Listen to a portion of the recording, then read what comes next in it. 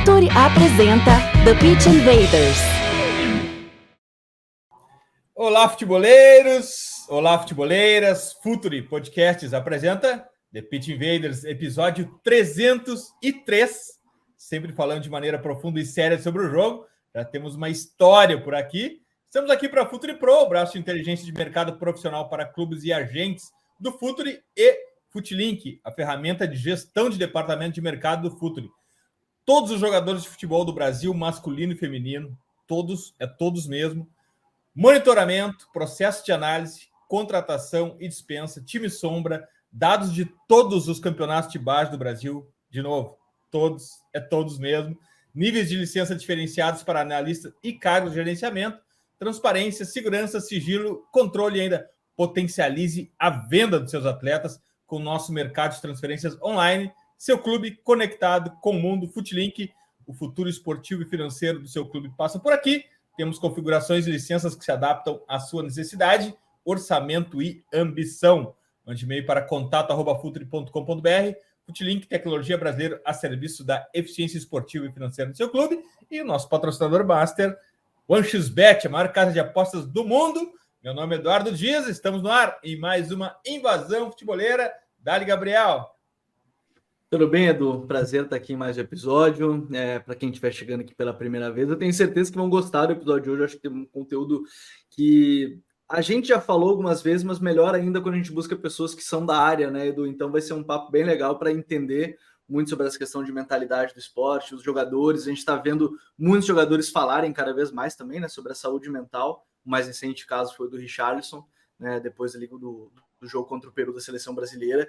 Então, acho que hoje vai ser um tema bem legal para todo mundo que acompanha. Então, vamos para essa pauta. E é uma pauta muito importante para nós. Eu me lembro que na pandemia a gente chegou também a fazer um especial só sobre isso. Psicologia do esporte, força mental, saúde mental são muito importantes para a performance esportiva e não só para a performance esportiva, afinal de contas. E o nosso convidado de hoje, para tratarmos dessa pauta mega importante, é Eduardo Silo, coordenador de psicologia esportiva do Comitê Olímpico do Brasil. Seja bem-vindo ao Futuri, seja bem-vindo ao TPI, Eduardo. Bom dia, obrigado. Bom dia, Edu. Bom dia, Gabriel. Bom dia, boa tarde, boa noite para os podcasters, né, que podem estar ouvindo aí a gente em qualquer horário, em qualquer lugar do mundo. É um prazer estar aqui, participar desse bate-papo com vocês. Espero realmente que seja interessante, que vale a pena, né, esse tempo que a gente vai ter juntos aqui. Invaders, vamos invadir a mente de um jogador de futebol. E a gente teve um episódio aqui, Eduardo, com um atleta que estava nos falando sobre a dificuldade, inclusive, de se manter concentrado num jogo por 90 minutos, fazendo exatamente o que o treinador pediu, não ter atenção desviada pela torcida, ou por uma conta para pagar, ou pela próxima transferência, ou pela mãe que está no Brasil, ou quer ir para a Europa, ou por a carteira de motorista que ele precisa tirar e não consegue passar. É muita coisa para ser pensada e o foco do jogo às vezes se desvia.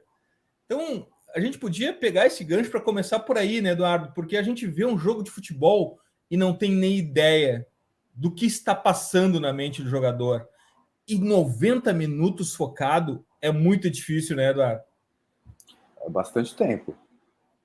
A atenção, ela depende muito da qualidade e da quantidade dos estímulos que estão, né, nos chamando. Então, se o evento, a nossa volta ou a nossa frente, ele é suficientemente interessante, a atenção flui, né? O tempo passa bastante rápido até. Agora, se não for o caso, é preciso fazer força, né, para manter o foco. E isso acaba sendo desgastante também. Você pode imaginar uma aula chata, um filme chato, né, que você tem que prestar atenção ali, o quanto de força que você vai tendo que fazer, né, para que a cabeça não vá para outro lugar, para outro momento, né, para outro espaço. Então, demanda, né? Agora, isso também pode ser treinado, tá? Aprendido, treinado e influenciado. Muitas vezes a liderança tem esse papel e consegue, quando exerce bem, manter o foco do jogador né, nos 90 minutos, ou pelo menos uma boa parte deles. Os 90 minutos é um período longo. Agora, antes de entrar nessa parte, o Eduardo já abriu um portal que a gente sempre fala, né, do que é a parte do treinar a cabeça.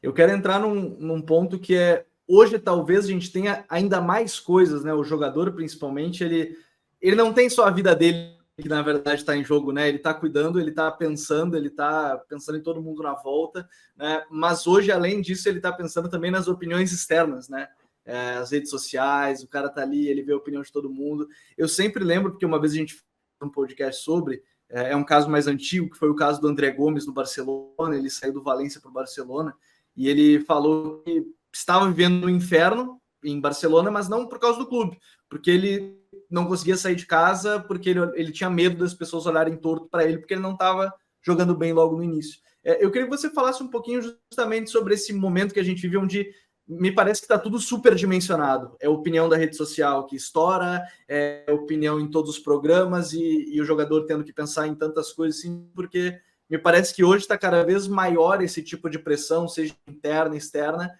e eu acho que é um ponto também de partida interessante para entender a mente de um atleta. Certamente, em tempos de redes sociais e tecnologia fluida, né, como a gente tem hoje, seja aí nas plataformas de conteúdo, os próprios smartphones, né, conseguem alcançar cada vez mais pessoas, a gente está bem exposto mesmo, né? Todos nós, de forma geral, estamos mais expostos e também potencialmente mais vulneráveis. Então, o jogador em campo, ele também precisa aprender a se concentrar para deixar comentários, likes, ausência de likes, haters de fora, porque senão é muita coisa para carregar e aí muito mais difícil ainda de você se concentrar no que você tem que fazer.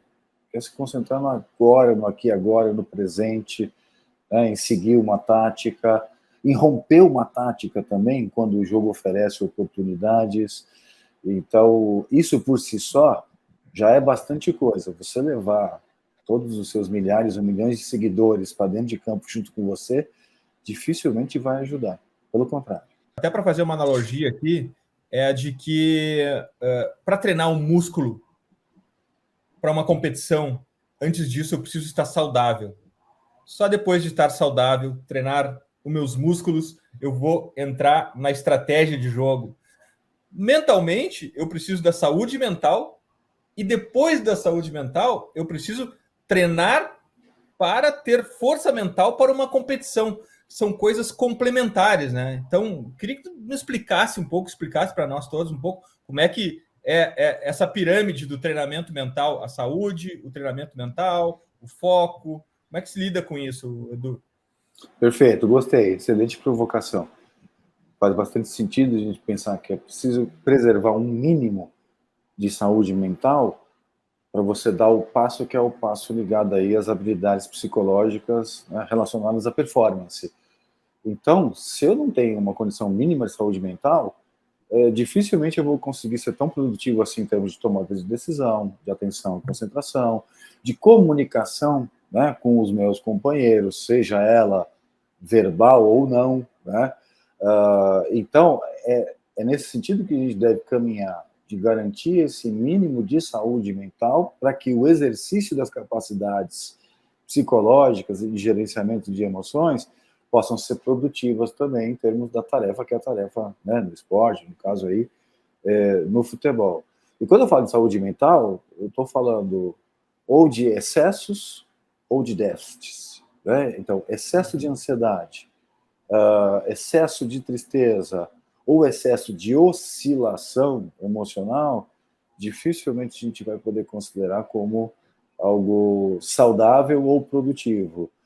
Então, a presença de profissionais de saúde mental, e aí não são só psicólogos e psicólogas, né? Mas hoje a gente também já começa a lidar com psiquiatras no contexto esportivo, cada vez mais frequente, porque há situações em que realmente psicólogo e psiquiatra trabalham em conjunto em benefício dos atletas, né? Para gerar essas condições mínimas de saúde mental, e aí a gente começar a pensar no desenvolvimento das capacidades relacionadas aí ao exercício, né, do esporte, o exercício profissional do esporte, no caso.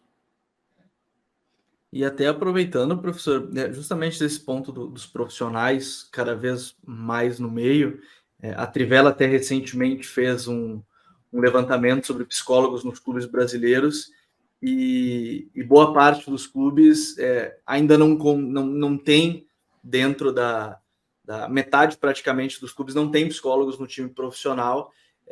Mas como é que você vê essa evolução da entrada do profissional? Porque se a gente pegar o futebol masculino, me parece ainda algo muito fechado, porque ainda tem aquela coisa histórica e cultural do machismo impregnado, de o homem não pode se abrir, o homem não pode chorar, o homem não pode aquilo, não pode isso, e aí me parece que tudo acaba se levando. Se metade dos clubes do futebol brasileiro da Série A, né, não tem um psicólogo, me parece que isso acaba sendo um efeito cascata. Mas como é que você vê esse processo que está em crescimento? Talvez se a Trivela fizesse levantamento há alguns meses, alguns anos, talvez fosse até menos que a metade, bem menos, mas como é que você vê esse processo ainda de evolução e de entrada dos profissionais de saúde mental nos clubes? Eduardo, só para complementar, nós estamos numa era que os clubes não usam camiseta, os clubes masculinos não usam camiseta 24, né, para não ferir a masculinidade. Então, assim, é uma batalha difícil, né? Ainda é assim, né? Ainda o futebol ainda é o masculino, ainda é um ambiente bem conservador nesse sentido. Agora, o Gabriel, a gente tem um cenário que é um cenário de mudança, né, no sentido de um aumento do espaço para a psicologia esportiva dentro do futebol, inclusive o masculino. Com certeza, se a Trivela tivesse feito esse levantamento em 2018, eu haveria encontrado um número ali de 4, 5 clubes, né, com profissionais de psicologia trabalhando no dia a dia das equipes principais masculinas. Hoje a gente já está na metade, então, se a gente for olhar, né, para este processo, eu imagino que a gente vai ter uma ampliação desse espaço nos próximos anos.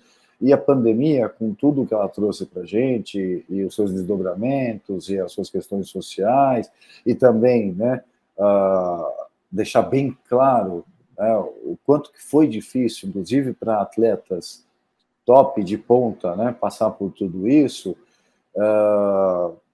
acelerou ainda mais a ampliação, né, do espaço do profissional de saúde mental, de forma geral, junto do futebol. Se a gente for olhar o que foi feito na CBF nos últimos anos, a seleção feminina principal e as de base tinham profissionais de psicologia, né? Imagino que vão dar sequência nesse trabalho, mas as masculinas não. Então, é um espaço onde realmente ainda há muita resistência. Existe um estigma, que é o estigma de que o atleta ele tem que ser mentalmente forte, né? E ele tem, mas a questão é que isso não significa que ele não vai precisar de apoio para se manter não, sozinho, forte. Né? Assim, é uma ilusão acreditar que todo e qualquer jogador de futebol ele nasce pronto, né? Ele vai se formando, tanto do ponto de vista técnico, tático, assim como também do ponto de vista psicológico. E a gente coloca profissionais para apoiar esse desenvolvimento desde a categoria de base e para manter, né, a performance nas equipes principais. Agora, o mesmo raciocínio também cabe aí no caso, né, da parte psicológica ou da parte, né, emocional. Porque é complexo, né, e é difícil. Nem sempre a gente sabe o que está nos afetando e nem como está nos afetando. Então, um profissional com uma boa formação, com certeza pode ajudar bastante, né, no desenvolvimento dessas habilidades. Edu, o futebol é caótico, são 22 homens dentro de um espaço com uma bola. Os atletas são muito diversos na sua formação, na sua abordagem em relação às dificuldades, mas é incrível como a gente consegue ver em grupos coletivos, por exemplo, a gente consegue ver um time inteiro sendo vibrante numa partida, ou a gente consegue ver um time inteiro ser deprimido numa partida, independente das suas individualidades. Qual é o segredo? Onde é que está a chave dessa coletividade de um humor, de um pensamento, de uma abordagem para um jogo? Como é que fica essa coletividade? Como é que se faz essa mágica? Eu acho que tem um grande desafio porque a gente pensa nos 22 dentro de campo, né? Mas tem mais os que estão no banco, tem os que não foram relacionados, né? Se você for olhar para um clube de futebol, a sua equipe principal, o departamento de futebol pode ter até cerca de 100 pessoas envolvidas diretamente. É muita gente para estar alinhada, remando no mesmo sentido.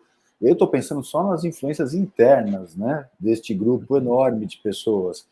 Aí tem todas as influências externas também, aí cada um vai trazer as suas realidades ali. Então, é um grande desafio, mas acho que essa é a parte que eu diria assim, ela é quase mágica. Eu não acho que seja mágica mesmo, porque eu sei que tem muita ciência envolvida por trás, mas que pesa demais aí a influência da liderança.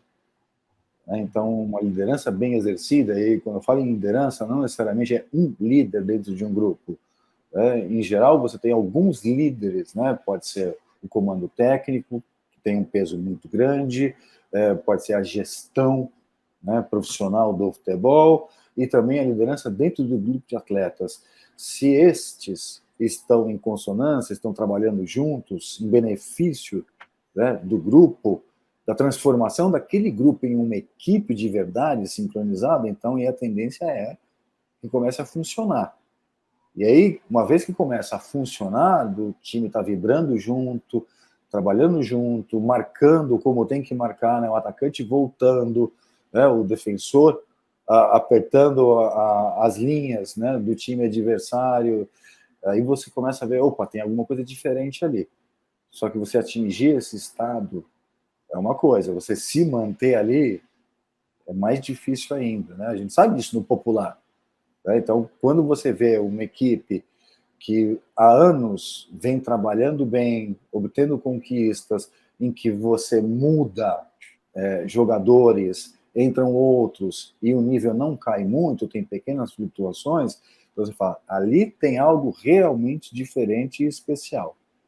E é difícil não pensar, por exemplo, no trabalho que vem sendo feito no Palmeiras já há uns bons anos. Né?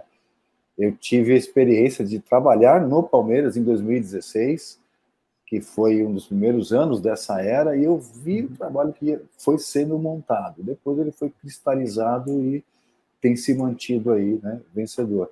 E tem um nome, claro, você pensa, né, no Abel Ferreira ali dentro e sabe que ele tem um papel importantíssimo de liderança, mas ele não está sozinho.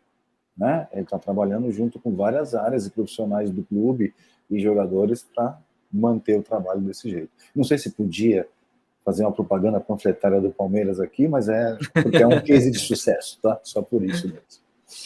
Mas eu acho sempre importante entender, porque a gente percebe, acho que o título do livro do Abel, acho que diz muito sobre isso, sobre a ideia que ele tem, né, de ter a cabeça fria, né, durante os jogos, dependendo dos jogos, e professor, você falou do exemplo do time estar sempre junto. Eu e o Edu, a gente já comentou aqui algumas vezes sobre o exemplo do basquete, né? Quando o jogador cai, todo mundo vai, os dois companheiros vão, levantam, ajudam, e para o futebol, talvez em um outro momento fique mais claro, seja numa reclamação com a arbitragem, seja na comemoração de um gol, em alguma outra coisa nesse sentido, mas também me parece que um ponto-chave para esses profissionais, você falou da liderança, é identificar, né? Porque nem sempre a pessoa vai se abrir, né, rapidamente, que ela precisa, que ela necessita de ajuda. Como também ter essa proximidade, porque nem sempre o profissional da saúde mental está próximo, assim, no vestiário, dia a dia, mas ele está ali, né, ele está nesse contexto do clube. Entender também a necessidade do atleta, que nem sempre vai se abrir, mas às vezes precisa de uma ajuda, precisa ser ajudado e às vezes também não sabe como pedir essa ajuda, né? Eu acho que tem várias camadas nessa questão também de buscar a ajuda, entender que precisa de ajuda e ser ajudado nesse ponto, professor.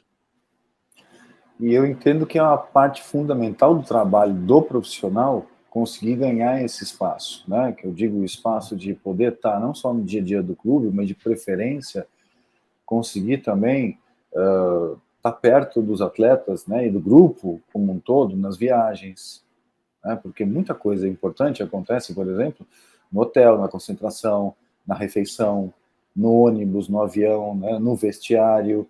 Então, poder ter acesso às mudanças de comportamento individual e coletivas, né, de um treino para um jogo, de um treino para o vestiário, no pré-jogo, no intervalo, Isso é fundamental, não só para poder ganhar a confiança dos atletas, e aí quebrando, né, qualquer tipo de preconceito, de receio que os atletas tenham, como também para que eles possam entender que o papel do profissional é ajudá-los e a ajudar o grupo como um todo, inclusive sabendo que tipo de informação que eu posso levar para o treinador. Né? E às vezes a informação fundamental. Eu lembro de um treinador que ele estava afastado, uma vez, de um clube de futebol, que por questão de sigilo eu não posso revelar, ele estava afastado por uma questão de saúde e ele ficou 3 dias longe do clube e a gente estava às vésperas de um jogo importante. E ele me telefonou, falou assim, como é que estão as coisas aí? Eu falei assim, professor, não estão boas. O clima está muito tranquilo. E o nosso grupo não funcionava bem com um grupo tão tranquilo assim. Precisava ter um nível de tensão ali. Ele ficou desesperado. Aí ele rompeu a licença dele, de repente ele apareceu lá no clube e falou o que ele tinha que falar, mudou o ambiente, né? E os jogadores, eles sabiam que aquele ambiente ele era necessário. Então, ele conseguiu, né, com o impacto da chegada dele, né, ele chamou todo mundo no auditório, falou algumas palavras, né? Ele deu uma acordada no grupo.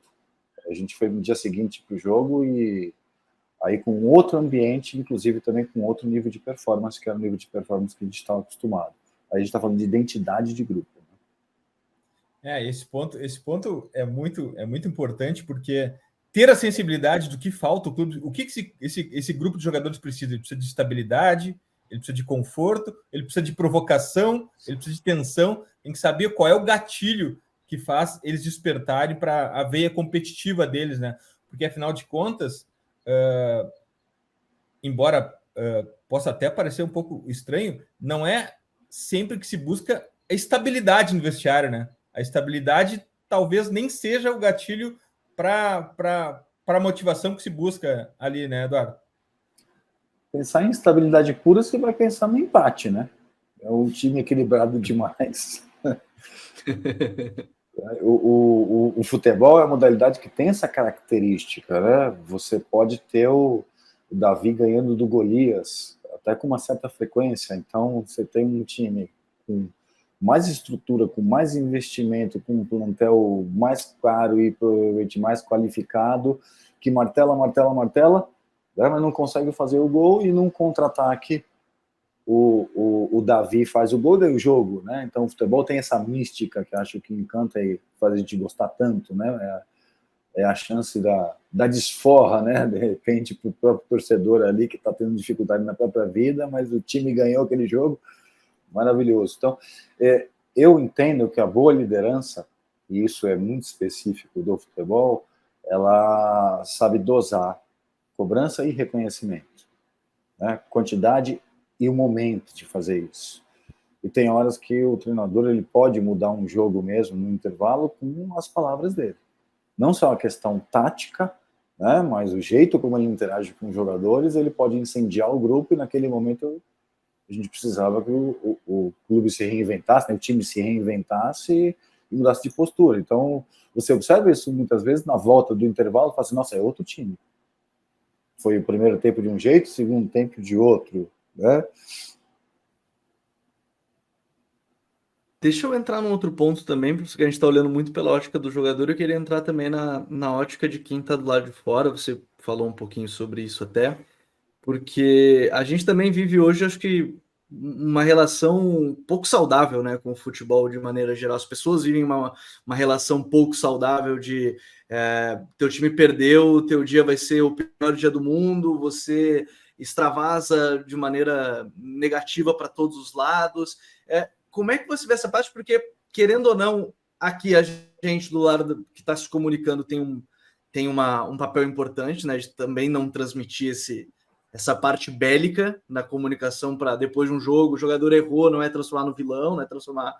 mas a gente está acostumado a buscar heróis e vilões a todo instante, mas como tentar deixar essa relação também um pouco saudável e a gente sabendo que seja a gente da comunicação tem um papel importante, mas também de todas as áreas tem uma comunicação que tem que ser feita para o torcedor não transformar numa relação que, no final das contas, me parece pouco saudável. No final das contas, a relação com o futebol parece pouco saudável e isso afeta a todas as partes, professor. Quando a vitória ou a derrota do meu time ela passa a ser mais importante do que os resultados da minha vida pessoal, tem alguma coisa errada, tem alguma conta que não está fechando.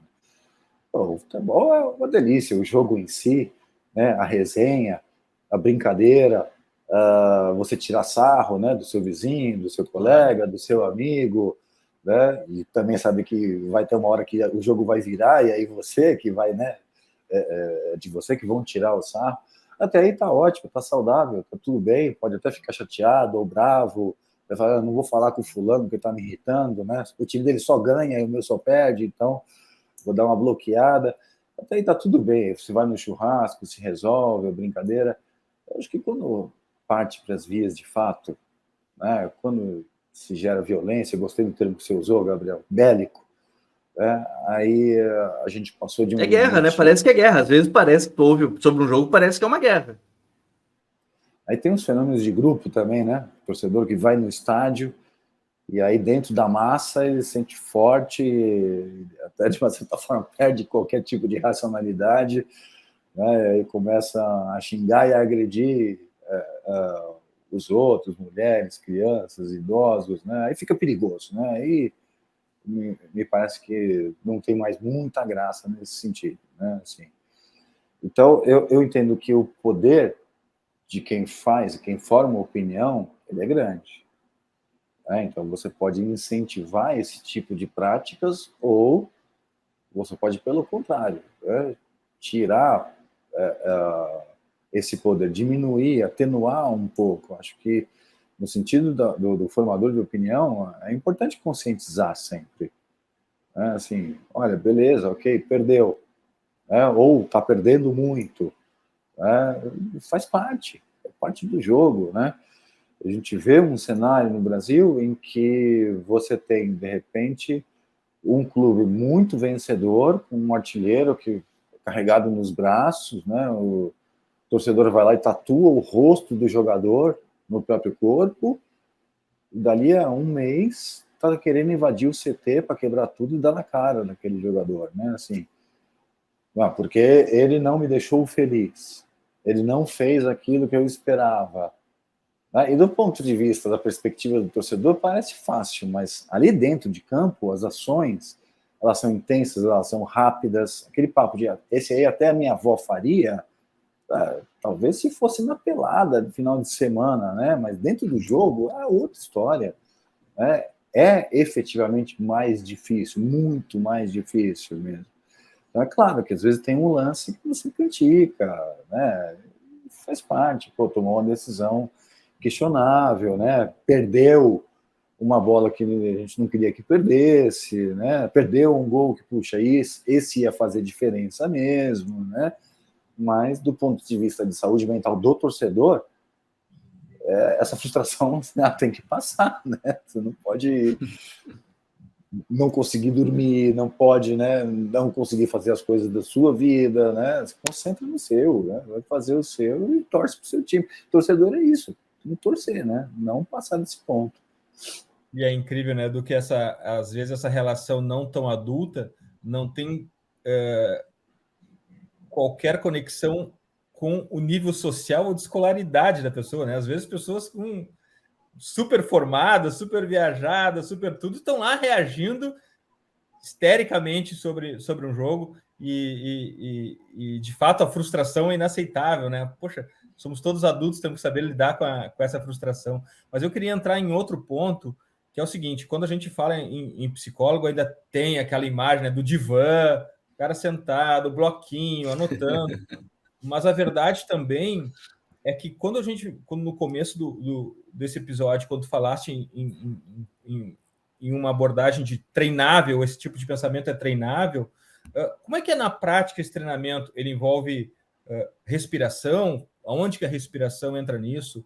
A visualização? Eu me lembro até de um campeonato onde a seleção espanhola, sub-17, sub-15, sei lá, todos deitaram no grande círculo ali e o treinador, ou o coach, ou, enfim, o psicólogo, pediu para eles visualizarem como eles bateriam o pênalti no dia seguinte, se chegasse no pênalti, aquilo naquele momento deu super certo, enfim. Então, mas como é que é na prática o treinamento, assim, a rotina de treinamento de uma mentalidade esportiva, de uma força mental?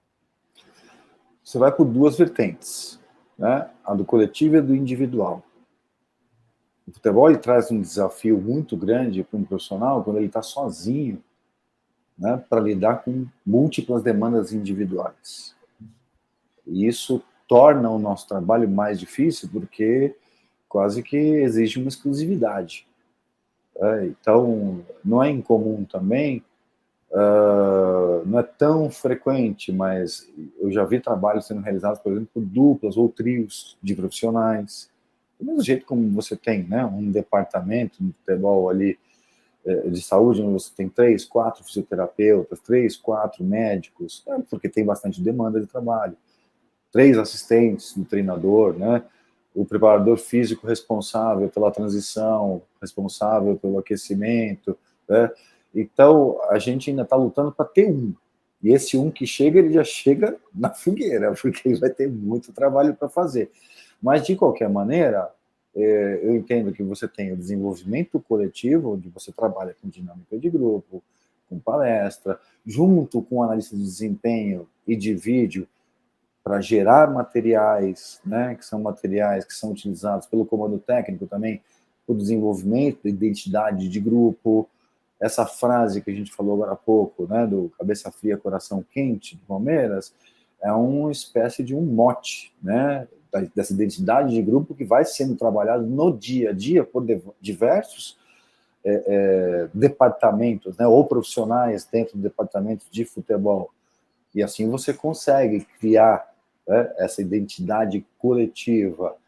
Então, isso é importante dizer também. O profissional de saúde mental ou de psicologia, ele não trabalha só. Ele tem que trabalhar em equipe, como parte, né, do staff, da comissão técnica. Porque quem vai lidar com os aspectos mentais e emocionais não é só o psicólogo. É todo mundo. O treinador também lida com o emocional, o preparador físico, o fisioterapeuta. Então, a gente atua de forma multi-inter, às vezes transdisciplinar, né, no sentido da criação deste ambiente coletivo. E no âmbito do trabalho individual, aí talvez seja mais mesmo a seara, né, do profissional qualificado específico. Aí a gente atua assim, com entrevista, né, com tecnologia. Então, eu gosto muito de usar aparelhos de biofeedback, que são aparelhos que medem os tipos e os níveis de estresse individuais. Uhum. Ali você abre uma janela, que é uma janela para o treinamento de habilidades psicológicas individuais. Então, aí sim, você usa técnica de respiração, que você depois, de um primeiro momento, pode usar também no coletivo. Assim, então, agora que eu já fiz aqui a educação individual, a gente vai trabalhar juntos, todo mundo aqui, né? Aí você pode usar sim técnicas de visualização, e deve-se usar. Eu vi uma psicóloga uma vez, que inclusive me inspirou, eu passei a usar essas técnicas, que é a Maíra Ruas, e ela trabalhou no Botafogo, trabalhou no Vasco, trabalhou no Bahia, então ela tem uma boa rodagem aí pelo futebol, que ela trabalhava no vestiário, pegava os jogadores ali, colocava eles em formação, cada um no seu colchonetezinho ali, no campo de aquecimento, né, dentro do estádio, e eu falei assim, agora vamos lá, vamos visualizar uma jogada aqui, uma jogada ensaiada, né? Ou a tática que a gente quer usar. E aí ela dava os starts, os prompts, e aí pegava e falava assim, agora vocês aí, de olho fechado, agora vocês... A bola tá com quem? Aí o goleiro tá comigo. Quem tá livre? Aí o cara do meio campo, tô livre. Né? Aí o outro, tô fazendo um corta-luz. Então eles iam imaginando, né, o que seria um início de jogo ou um momento crítico de jogo que é escolhido, né, ou selecionado a partir da análise de desempenho. Então, mais uma vez, o raciocínio do trabalho em equipe. Quais são os momentos ou situações específicas de jogo que a gente tem tido mais dificuldade? O que a gente precisa superar? E aí isso é ensaiado, né, mentalmente, a princípio, como eu falei, de forma individual, e depois pode evoluir para o coletivo, que é melhor e mais completo ainda. E aí você tem, né, uma gama de técnicas e estratégias pelos quais o profissional é treinado. Né? É treinado, profissional de psicologia, e depois ele treina os atletas para usarem. Porque no final das contas os atletas precisam ter alguma autonomia, né, na gerência das suas próprias capacidades. Eu não posso parar o jogo e falar, ô psicólogo, o que eu faço aqui mesmo? Né? Já tem que saber fazer aí. Né? Agora você pode. A gente está falando bastante da questão do jogador, e aí eu quero entrar no outro ponto, porque isso me lembra. Entrevista recente também, a gente falou do levantamento da Trivela, mas é uma entrevista recente do Thiago Nunes, que já passou por aqui algumas vezes, e ele falou que lá no Peru ele está curtindo uma fase longe do tóxico futebol brasileiro, e ele fala sobre essa questão da pressão, professor. E aí eu queria entrar, a gente fala muito do jogador precisar, mas a gente também tem que ir para a área que o cara que lidera esses jogadores às vezes precisa tanto quanto. E eu sempre lembro também de uma imagem que alguém mostrou como é que foi, era o Guardiola quando ele chegou no Barcelona, isso era 2008, e quando ele saiu, ele basicamente está cheio de cabelo, cheio de vida, e ele sai de lá, parece que ele envelheceu uns 30 anos facilmente, assim, em um espaço de 3 anos, que a gente está falando, 4 anos. E o treinador também, que precisa às vezes tanto quanto, porque ele está gerindo essas pessoas e tem que gerir também um dia a dia, gerir outras coisas que a gente está falando, mas também tem que cuidar dessa relação com tantas pessoas. Essa é uma questão importantíssima, né? Você olhar a saúde do treinador, e aí é difícil você separar a saúde física e da mental, né? O tanto de problemas cardíacos, por exemplo, com treinadores que a gente viu no Brasil aí nos últimos anos, que realmente o nível de estresse ele é altíssimo, né? A gente entende pela lógica que o jogador precisa descansar, então ele precisa fazer o regenerativo no pós-jogo, aí ele vai treinar um período, depois ele está liberado para ir para casa, para ir descansar, se alimentar e dormir. Agora o treinador ele está praticamente 24 horas atuando, né? Acabou o jogo, ele já está pensando no próximo, já está fazendo preparo. Então, realmente são múltiplas tarefas, né? Então, muita coisa. O que acontece é que, na nossa tradição muito brasileira, né, a gente acaba não dando tanta atenção para o treinador quanto a gente deveria ou poderia. A psicologia do esporte norte-americana, ela, há mais de 100 anos atrás, isso, tá? Teve um psicólogo lá, foi um dos precursores deles, que lançou 2 livros, né? Era Psicologia dos Atletas e Psicologia dos Técnicos.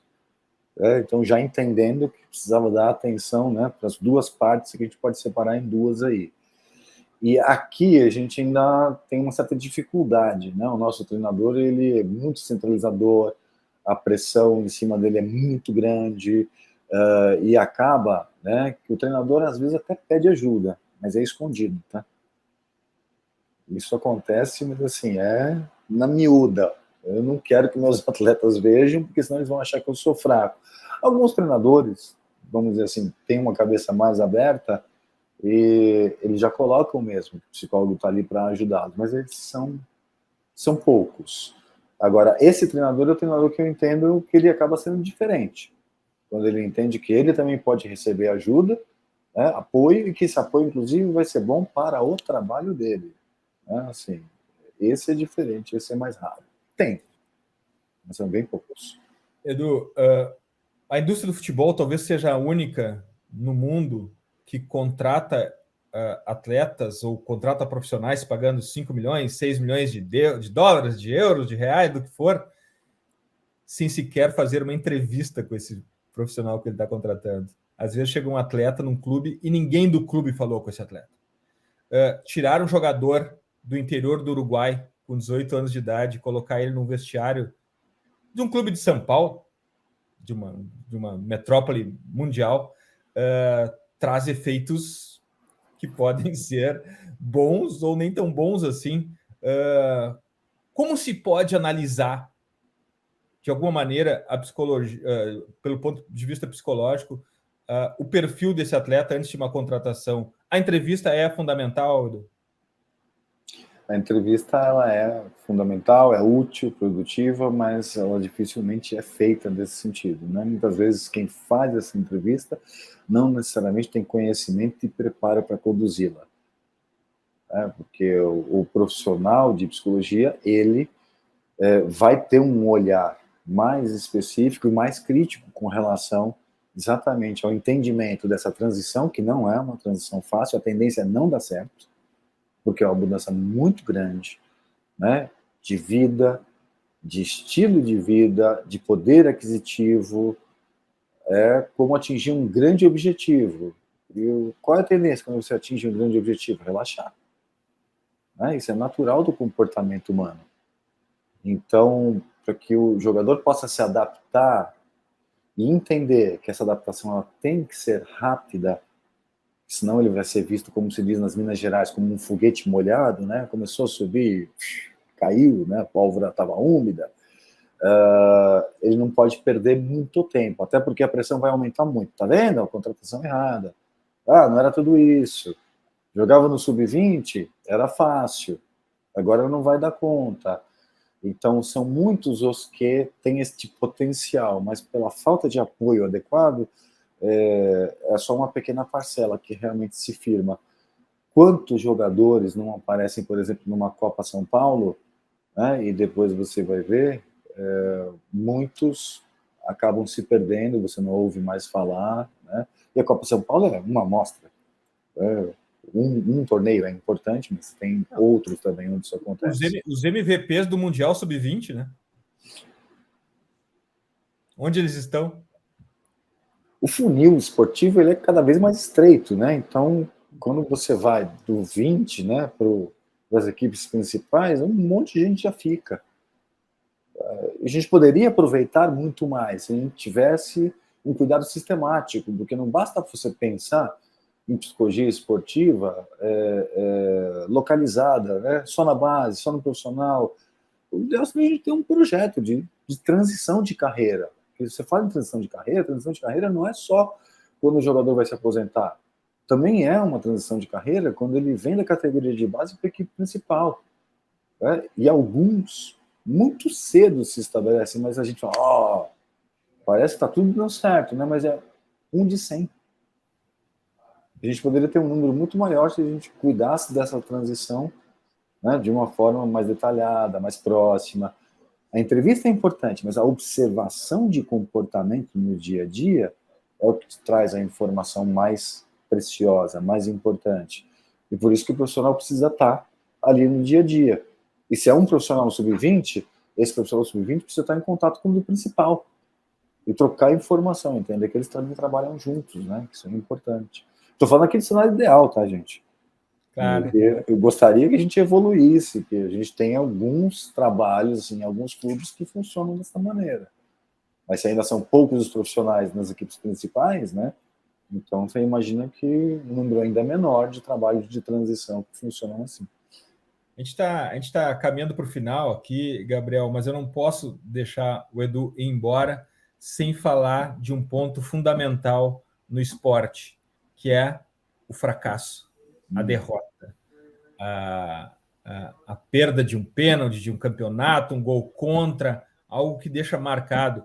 Eu, Edu, durante a pandemia, eu aprendi muito com um novo entretenimento que se chama assistir os grandes lances de tênis, os grandes torneios de tênis, e eu fico absolutamente impressionado como os tenistas, qualquer tenista, mesmo top 1, erra, lamenta, quebra a raquete, mas logo em seguida ele dá um pique no lugar, uma respirada, e esquece aquele erro rapidamente. Às vezes não consegue, às vezes, enfim, é engolido por aquilo, mas o erro, a falha, a derrota, Edu, como lidar com isso? Essa é a chave do grande campeão? No esporte, a gente perde muito mais do que ganha, né? Muito mais, claro. Um é campeão, e os outros todos. Então, a gente tem que acostumar a lidar com a frustração, porque faz parte, é o mundo competitivo. Quando a gente ganha, é uma emoção inenarrável, né? Assim, quem trabalha com esporte sabe bem, vira a cachaça, né? Assim, é a vitória, a conquista, né? Você guarda aquilo por anos, às vezes pela vida, dependendo, né, do tamanho e da importância dessa conquista. Então, lidar com a frustração, com certeza, é uma chave importante. Lidar com a derrota. Tem derrotas que são muito mais doloridas, né? Aquela derrota que veio no último lance, né? Quando você estava com a mão na taça na conquista e de repente tudo desabou. É aquela derrota que vem por uma falha individual, pode ser o goleiro, pode ser o cobrador de pênalti, pode ser o jogador que não fez aquele gol, né? A bola estava pingando ali embaixo da linha, né? no último lance do jogo. A conquista da Libertadores do Palmeiras, por um erro do atleta do Flamengo, ficou muito marcado, teve que sair do clube. Pois é. Porque você vai carregar, você vai sofrer pressão, você vai sofrer hate, né, pra caramba, ainda mais a gente fala de redes sociais, isso tá ali presente, bastante presente, né, precisa aprender a filtrar, né, essas mensagens e lidar com as suas próprias. Porque o atleta de alta performance, ele tem que ser autoexigente.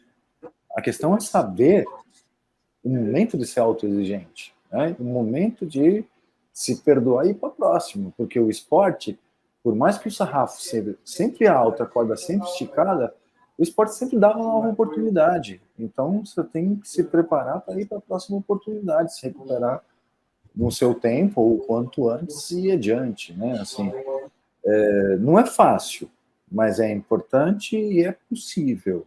Tá? E aí você pode receber apoio também para passar por esse momento.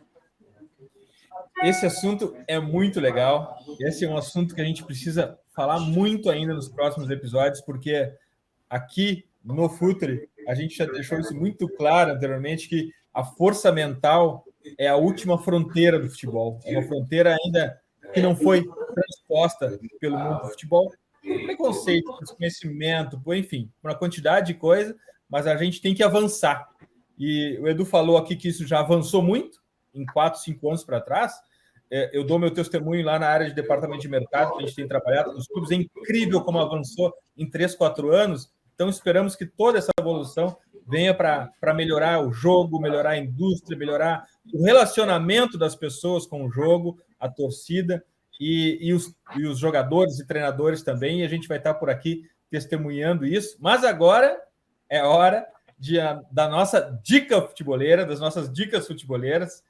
Eu gosto muito de ler sobre o futebol do ponto de vista americano. Não por ser melhor ou pior, mas por ser uma ótica diferente.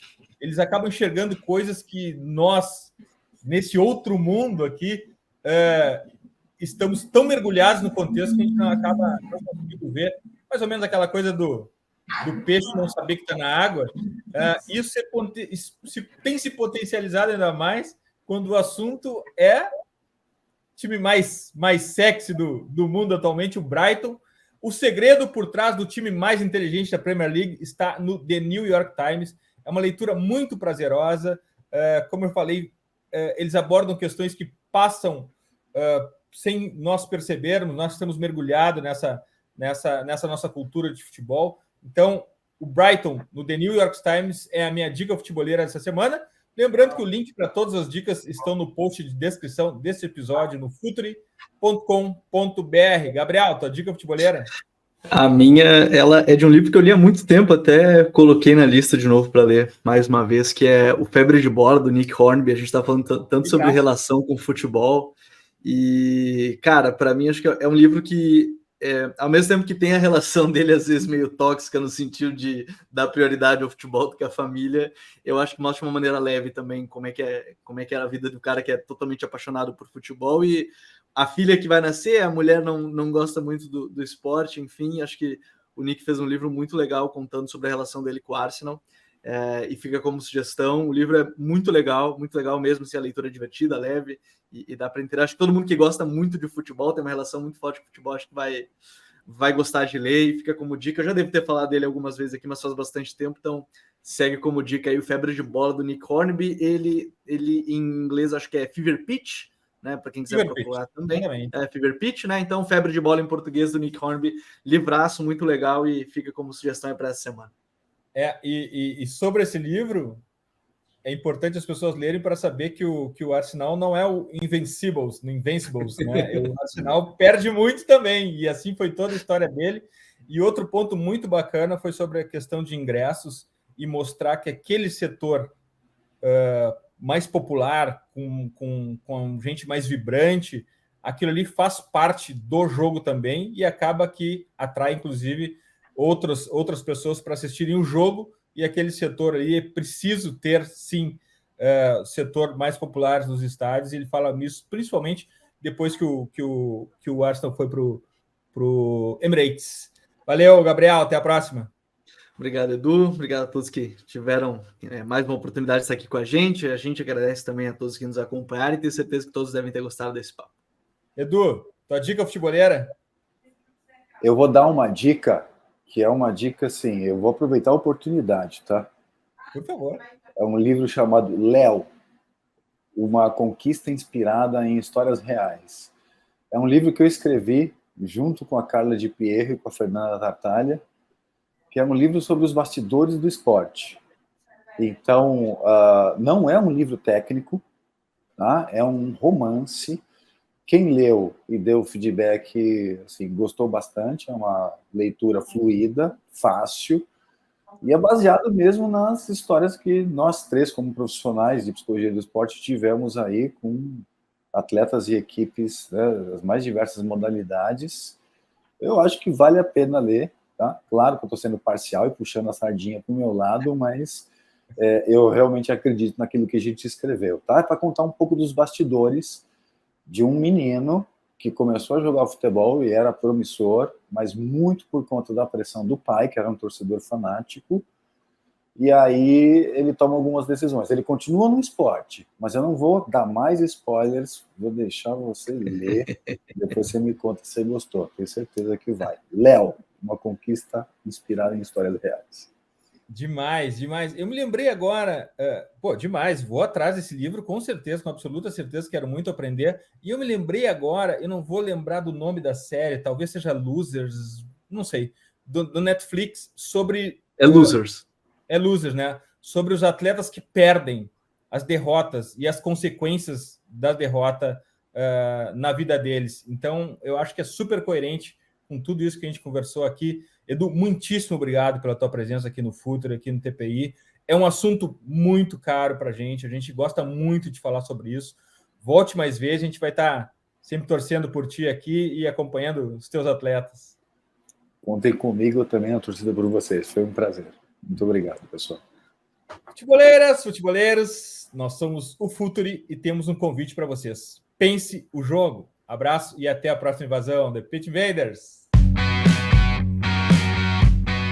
Futuri apresentou The Pitch Invaders.